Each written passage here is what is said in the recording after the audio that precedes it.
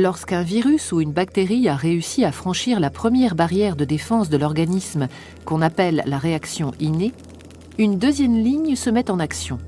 C'est l'immunité adaptative.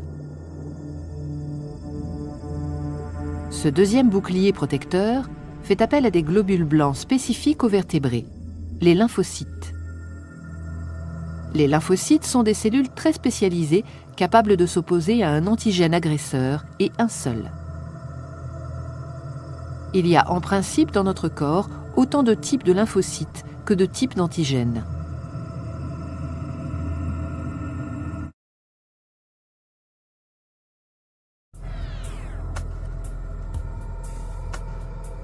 Dans le cas de la grippe, par exemple, le virus est dit endocellulaire, ce qui veut dire qu'il exerce son pouvoir infectieux en s'insérant au cœur même de la cellule.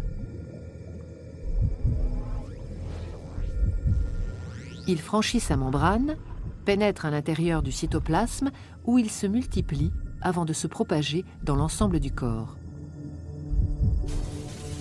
La cellule infectée présente alors à la surface de sa membrane des éléments identificateurs de l'antigène agresseur qui l'a contaminé. On les appelle peptides antigéniques. La cellule est à partir de ce moment-là considérée comme étrangère à l'organisme. Contre ces antigènes se logeant au cœur des cellules, la réponse de l'immunité adaptative est dite à médiation cellulaire. À ce moment-là, certaines cellules immunitaires, les cellules présentatrices d'antigènes qui ont été les premières à entrer en contact avec l'antigène agresseur, captent son identité et la présentent à leur surface. Les cellules dendritiques exposent le peptide de l'antigène. Jouant un rôle de messager, ces cellules présentatrices d'antigènes, dès lors porteuses du peptide, la fiche d'identité de l'agresseur, migrent vers les ganglions lymphatiques où résident des lymphocytes T4 et T8 dormants.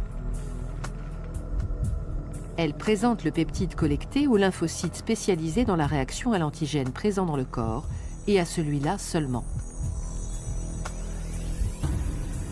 Une fois le message transmis et le dialogue établi, le lymphocyte T4 concerné est activé. Il va devenir une véritable plaque tournante de la réaction qui va suivre. Il commence par se multiplier en un grand nombre de clones. C'est ce qu'on appelle la mitose.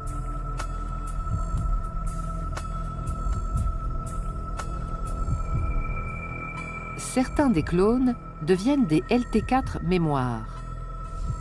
D'autres, appelés alors LT helper ou LT auxiliaires, deviennent capables de synthétiser et de sécréter des médiateurs chimiques, des cytokines, nommées interleukines ou lymphokines, qui vont déclencher la réaction des autres lymphocytes.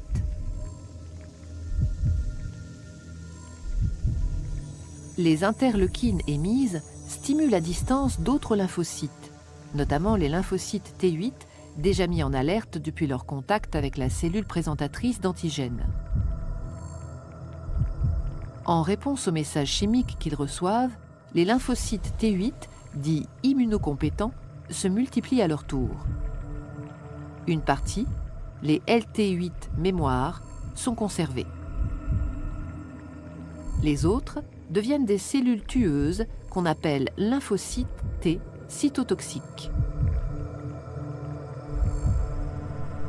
Patrouillant dans l'organisme, ils sont maintenant capables de reconnaître puis de détruire les cellules infectées.